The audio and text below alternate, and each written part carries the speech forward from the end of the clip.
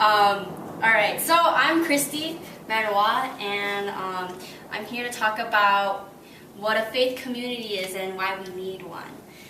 So just a little bit about myself so that you know who's speaking to you. I'm a fitness specialist, and I work at Norwood Crossing Nursing Home, just on Northwest Highway. And I graduated from UIC. So what is a faith community and why do we need one? A faith community is a group of people living in the same area who share the same interests, and their interest is the religion. Your faith community can be found in amongst your friends, which all of you guys have become my new friends. We find a community here amongst each other in this retreat, and in the Work Meets Faith group that I go to, and we share conversations in a small group, and in the hopes that we touch each other's hearts and create fruit in God's name. Also, our faith community extends beyond earth in the saints in heaven, among the souls in the purgatory that Jerry was discussing with us. And we look to the saints for Christ's intercession.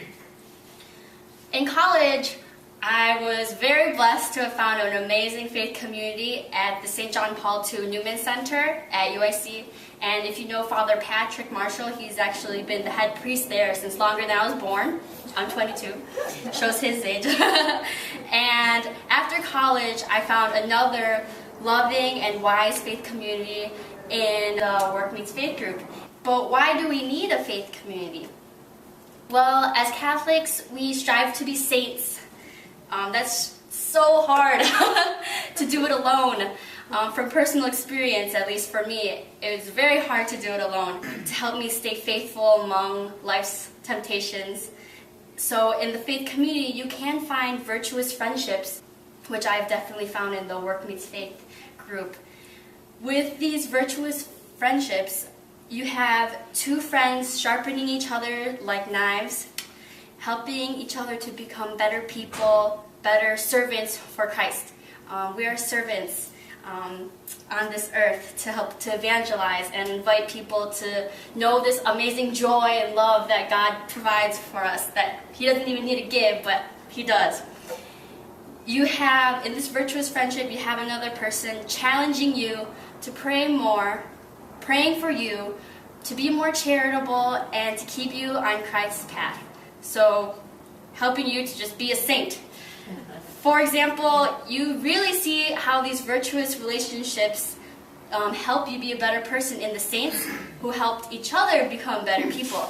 Like, you usually see saints come in pairs, like St. Monica and her son St. Augustine, where St. Monica just earnestly prayed for 17 years for her party boy of a son, and he converted. And you see in St. Isaac Jogues and St. John Brebeuf, they were both martyr Jesuit priests who worked together as missionaries in North America. And also, amazing pair, Jesus and his mother Mary, where Mary, an example of where they helped sharpen each other was when Mary challenged her son at the wedding feast of Cana to perform his first miracle, to turn water into wine. I can try and practice my faith on my own, but being in a community is essential. I need to be with like-minded people to keep God in the center of my actions, like the saints did.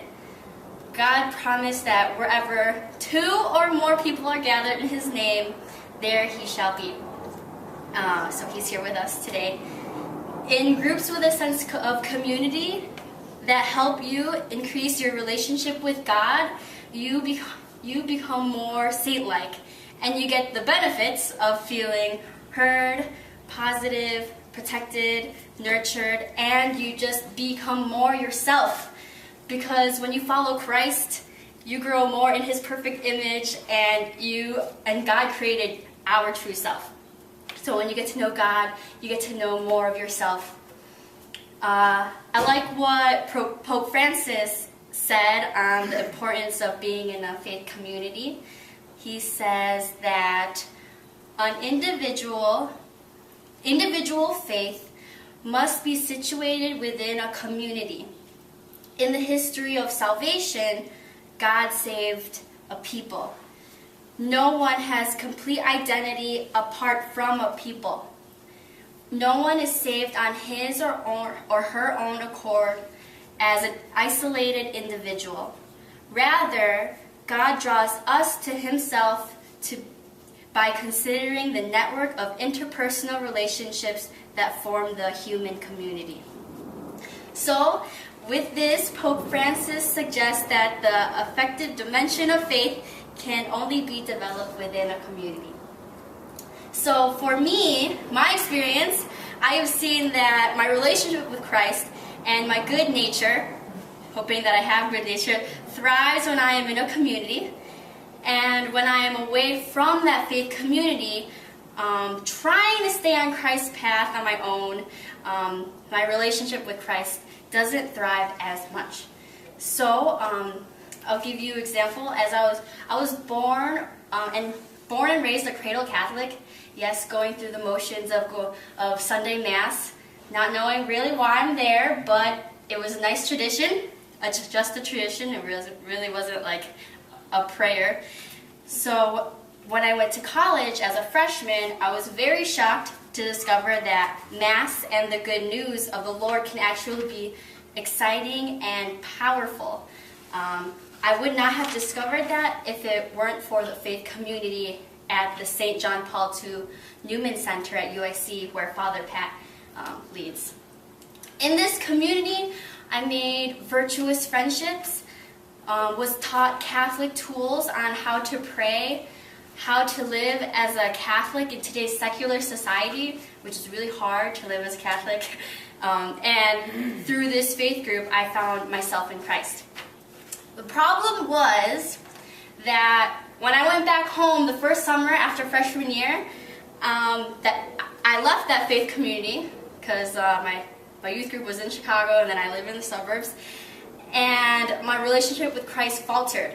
When the summer ended, my second year of college began, and I felt that I had to relearn my faith all over again, and that was kind of exhausting. So I went back to the St. John Paul II Newman Center, and with constant prayer, continued formation, maturity in age, and a strong faith community, I learned how to better keep the faith during the rest of my other summer breaks, without all the roller coasters. However, so I graduated college May of 2014. I faced the challenge of maintaining my strong relationship with Christ as a working person in the workplace.